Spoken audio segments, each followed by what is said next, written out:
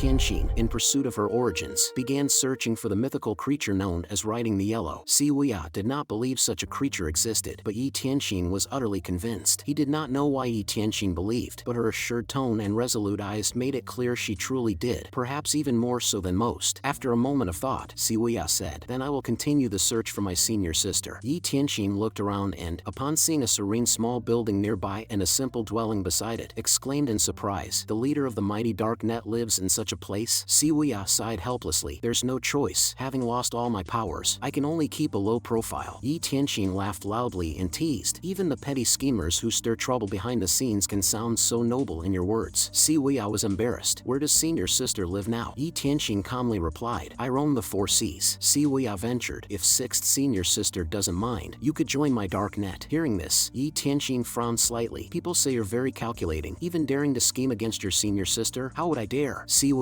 waved his hands frantically. "Speaking of which, when you were at the Evil Sky Pavilion, you were quite a significant figure. Master rarely scolded you. Tell me honestly, why did you leave the Evil Sky Pavilion?" Xiao sighed deeply. "It was because of the eldest and second senior brothers." This answer puzzled Yi Tianxin. Xiao explained, "When we were at Evil Sky Pavilion, those two always liked to compete. If not for the iron rules of the pavilion, they would have fought each other fiercely long ago. Over the years, they haven't stopped bickering, and I didn't want to see them destroy each other." Yi Tianxin shook her head. "Is that all?" Xiao replied, "For the rest, you'll have to ask the eldest and second senior brothers." Yi Tianxin found it odd. "Why should I ask them?" Xiao smiled and countered, "Sixth senior sister, what do you think of the second senior brother?" Yi Tianxin answered, "He is humble and polite, gentle in his dealings, far better than those sanctimonious so-called righteous hypocrites." Xiao nodded and said, "In the great north of the flame, with two great tigers by his side, he is a man who chooses peace over conflict. Regardless of wealth or poverty, his conduct and speech are always respectful and admired." Although Yi Tianxin did not fully understand the meaning of these words, she did not ask aloud, but the answer was clear. It was about the origins of the second senior brother. Xiao continued, "Believe me, it's complicated, and I need to investigate thoroughly." Yi Tianxin's thoughts were in disarray. After learning of her white citizen status, she was dazed for a long time, reflecting on it. Why wouldn't she believe the nobility? How had she not realized this sooner? And what about the eldest senior brother? Xiao shook his head. "Honestly, I don't know. I had planned to return to Evil Sky Pavilion after our master's time came to delve deeper. Unfortunately, the old man refuses to act his age. You've seen it yourself, sixth senior sister. More than not acting his age, he seems no different from his peak." She thought again of the golden lotus under the seat of the 9 leaves. Contemplative, perhaps master has broken through the 9 leaves. Hearing this, Xiao decisively said, "Impossible." Yi Tianxin smiled. "I saw it with my own eyes. Or perhaps I was seeing things." Xiao sighed in relief. "Think about it logically. If he really had broken through the 9 leaves, would he allow them to act recklessly? He'd have already used Avatar to deal with those righteous folks by now." She turned and walked away, her tone even. "Although I don't quite agree with your methods, who else is as clever as you among us? I trust you. Send my regards to the eldest and second senior brothers." Seeing her departing, Xiao quickly tried to persuade her. "Senior sister, won't you consider joining Dark Net?" Yi Tianxin shook her head. "With you in your current state, you better take care of yourself." As her voice fell, her figure disappeared from the spot. Yi Zhixing, witnessing this, felt a great relief and bowed deeply. "Farewell, Mr. Six." Xiao glanced at him, interested. "Speaking of which, are you that afraid of sixth senior sister?" Yi Zhixing waved his hands repeatedly. "How has the eldest brother been lately?" Yi Zhixing replied, "After Underworld Sect took down Orthodox Sect, they are reorganizing. Now, the number of demons joining Underworld Sect has reached tens of thousands, and it won't be long before Underworld Sect makes a move on the next target." Xiao pondered. "So, you mean the eldest brother can't care about the palace anymore?" Yi Zhixing became serious. "What do you mean, master?" Xiao calmly said, "I need to make a personal visit to the hunting ground." Hearing this, Yi Zhixing hurriedly dissuaded, "Master, you have lost all your cultivation. It is far too dangerous." Xiao smiled at him. "With you here, I am at ease." Yi Zhixing, moved, declared, "I swear to protect the master with my life." Meanwhile, in the Jing-yang Palace of the divine capital, Moly was in a good mood. He said to the tall man in front of him, "Brother, I owe you thanks for healing me this time." Bama shook his head. "We are fellow disciples. There's no need for formalities. His Highness has already said, once the great task is accomplished, you will be second only to one above all." Bama spoke without expression. "I fear things are not as simple as you think." Moly dismissed it. "Brother, you are always so indecisive. Don't worry, the plan this time is very thorough. Evil Sky Pavilion's 5th disciple, Xiao Yu, is already in the palace, and the 4th disciple will go to Rue North. After so many deaths, I will not let them go." Bama, recalling a scene from the Lotus platform, spoke gravely. "It's not that I don't trust you, but I always feel that old demon is not simple." Moly laughed lightly. "I'm afraid he wouldn't dare come." "Brother, let me tell you the truth. The second prince has already given me the blueprints of the 10 absolute array. I am carrying out the second prince's orders to replicate the 10 absolute array in the 4 cities of Great Flame. She smiled mischievously, somewhat smugly. One of them, I even exchanged from Upper Prime to Rue North. Only the second prince, and I know about this. You are the third. Bama sighed. Be careful not to play with fire and get burned. Moly smiled charmingly. With brother here, your sister feels safe. Bama, not wanting to hear more, turned and walked to the window, his tone low. Enough, for the sake of Luan. Moly smiled and picked up the thread. That's right, sister infiltrating the Imperial Palace.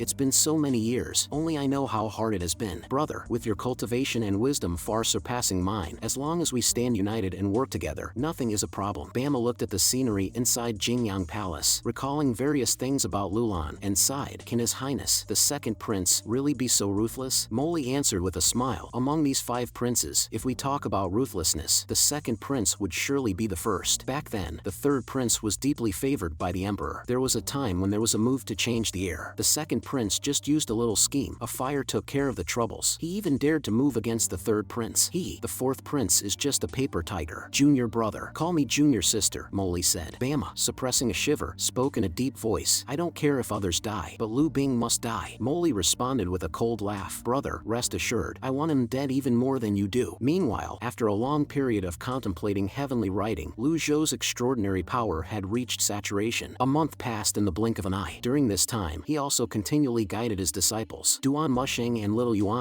had made significant progress in their cultivation. One day, Lu Zhou went to the waterfall and saw Duan Mushing allowing the water to pummel him in the waterfall. Waterfalls can enhance your primal energy endurance and also refine your spear technique. Duan Mushing nodded repeatedly. Disciple understands. He raised one hand, and the nearby Overlord spear flew into his palm with a clang. Then he began to swing the Overlord spear, sending the water flying. Duan Mushing was hardworking and obedient, albeit a bit slow. If not for the heavenly first decision being particularly suitable for his cultivation, he would have struggled to reach his current level. Lu Zhou transmitted his voice. When you can keep dry without relying on forceful energy, your spear technique will have reached a minor achievement. Block all the water? How is that possible? Unless the spear technique is fast enough to form a barrier. Although Duan Mushing found it challenging, he still followed the instructions. Ding! Guided Duan Mushing earned 300 merit points. At that moment, little Yuan floated down from the sky, now on the left, now on the right, chasing a bird that darted about in disarray. After catching the bird, little Yuan released it and then landed in front of Lu Zhou, her face full of anticipation for her master's praise. Lu Zhou nodded. Your 7 stars gathering cloud step has indeed improved a lot. But remember, a bird is not a human, and it doesn't help much with further improvement. You should learn more from your senior brother. Little Yuan uttered an "oh," glanced at the ceaseless waterfall, and felt a shiver. Thinking about standing under the waterfall like her brother made her uncomfortable. Master, can you teach me something else? Lu Zhou, surprised by her request, as little Yuan usually passively accepted teachings and seldom asked questions on her own. What would you like to learn? Little Yuan answered. How about calligraphy? Master's calligraphy is so beautiful. I want to learn it. Lu Zhou, upon hearing this, sternly said, don't be foolish. The way of the book can indeed cultivate one's moral character, but what you are cultivating is the Taoist supreme purity jade slip. The way of the book is more suitable for Confucian cultivators with the vast righteous forceful energy. Little Yuan uttered an "oh," appearing somewhat disappointed. Lu Zhou looked up at the sun, deep in thought. It's still early. Perform your boxing practice once, and let me see. Little Yuan nodded, and then began to practice under a towering tree nearby. After a month of practice, although she had not made much progress in boxing, her temperament had improved a lot. Lu Zhou could tell that her execution of the boxing techniques was neither rushed nor sluggish, showing significant progress. He nodded and said, not bad. The performance is quite good, though there are still some flaws. Thank you for the praise, master. Little Yuan's face blossomed into a smile upon being complimented. Just then, Zhou Jifeng hurried over, holding a flying letter in his hand. A letter from Jian Jin. At Lu Zhou's gesture, he opened the letter and read aloud. Thank you, Elder, for indirectly disciplining Siwuya. Not only did he not interfere with my investigation, but he also gave me some information. Upon hearing this, Lu Zhou's brow furrowed, and he wondered, when did I discipline this wayward disciple? Zhou Jifeng continued reading. The Empress Dowager will be going to Rue North for recuperation, and your disciple Xiao Yu will likely go there too. Coincidentally, 2 months later, the second Prince Luan has invited Lu Bing to a hunt at the Rue North hunting ground. With Moly having skilled help, I suspect they have already made their move. I will send a flying letter as soon as there is new information. After stopping, Zhou Jifeng added, this time there is no ha ha ha. Lu Zhou's brows tightened. Xiao Yu is no fool. Knowing it's a trap, why would he still walk into it? Jian Jin's letter did not mention Ming Shireen, so what was Ming Shireen doing? He thought of the great witchcraft on the Lotus platform and fell into contemplation. Lu Zhou suddenly became slightly angry. Dare to target my disciple? Since Xiao Yu is the orphan of Princess Yun Zhao, he is considered considered part of the royal family. How bold of Moly. Fortunately, the incident occurred within the imperial city, where Moly would not dare to act directly. Bring Qin Jun here. Shortly after, Zhou Jifeng brought Qin Jun over. Lu Zhou looked at Qin Jun and said, I am giving you a task. Qin Jun was delighted. Please give your orders, Elder. Return to Divine Capital and act as my eyes and ears. Qin Jun hesitated upon hearing this. You are unwilling? Lu Zhou's tone deepened. Of course, I am willing. I am very happy to assist you, Elder. Qin Jun stammered, then said, It's just that regarding the Grand Elder. Little Yuan glared at him. Are you stupid? Can't you tell who is more important? Qin Jun shivered and quickly responded, Mr. Ninth is right. Qin Jun was confused. Lu Zhou then asked, What do you know about the Empress Dowager's situation? Qin Jun answered, I only know that the Empress Dowager has been unwell and has been resting quietly. For more, you would have to ask Li Yunjiao. Lu Zhou nodded after hearing this. Also, if you see Li Yunjiao, tell him to take good care of my disciples Xiao Yu and Ming Shireen. If something happens, I will hold him accountable. Also, if you encounter the renegade Yu Shanghai, send a flying letter immediately. Qin Jun bowed and replied, If I see him, I will send a flying letter to Evil Sky Pavilion as fast as possible. Originally, it was Li Yunjiao who proposed bringing Xiao Yu back to the palace to see the Empress Dowager, promising on his life to ensure Xiao Yu's safety. It would be normal for Lu Zhou to hold him accountable if anything happened. However, the imperial city is still the imperial city. With the protection of Li Yunjiao and the Empress Dowager, there should not be any major issues. Moly is a man of the second prince. What kind of person is the second prince Luan? Qin Jun honestly replied, The second prince is very calculating, a person who endures quietly and does not give up until he achieves his goals. Lu Zhou looked at him. Is that all you have to say about the second prince? Qin Jun sighed. The emperor originally had 10 dragon heirs, but due to various reasons, only 5 remain today. Initially, the eldest prince, Lu Ji, was the best candidate for the throne, but he became obsessed with the customs of the northern frontier, even setting up tents in the palace and inviting palace maids to perform exotic dances. When the emperor learned of this, he was furious and completely stripped him of his title. Qin Jun continued, The fourth prince, Lu Bing, has been stationed on the frontier for many years, repeatedly leading armies to fight against Lulan, leaving countless dead and wounded. His most awe-inspiring military achievement was leading the Great Flame's 10 generals to capture the king of Lulan. At that time, the Great Flame and Lulan's great cultivators fought fiercely on the battlefield for 3 days and 3 nights. Countless soldiers were killed or injured, and later, a historian recorded this battle in the chronicles. No birds flew above, no beasts ran below. As far as the eye could see, only the dead bodies and bones marked the landscape. The third prince, Lu Chen, was deeply favored by the emperor and was considered the most likely to replace the crown prince. However, he met a tragic end. During a great fire at Jing-yang Palace, over 1,000 people died, and the third prince disappeared. The second prince Lu Huan is capable and resolute, but is also very calculating and ruthless. Qin Jun whispered, I have investigated, and the mastermind behind setting fire to Jing-yang Palace was none other than the second prince himself. Lu Zhou, hearing this, furrowed his brows and snorted coldly. I didn't expect that the second prince of the Great Flame royal family could harbor such malicious thoughts. Not only did he plot against the most favored third prince, but even Moly is willing to be driven by him. Birds of a feather flock together. Lu Zhou's tone deepened. Do you think the second prince would make a move against the fourth prince at the hunting ground? Qin Jun quickly answered, I dare not make a definitive statement, but based on his past behavior, I wouldn't rule out the possibility. The hunting at the hunting ground is a trap set by the second prince. He probably won't act directly there, but anywhere in Ru North could be possible. He just needs to find an excuse to absolve himself of responsibility. Even if everyone knows he's behind it, there's nothing they can do. Lu Zhou stroked his beard, speaking lightly. I am not interested in the struggles within the palace walls. The lives of the princes do not concern me. He waved his hand. Take him down the mountain. Upon hearing this, Zhou Jifeng immediately escorted Qin Jun away from Golden Court Mountain. Lu Zhou intended to return to his room, but halfway there, he turned and headed for Reflection Cave instead. Currently, only Duan Musheng and Little Yuan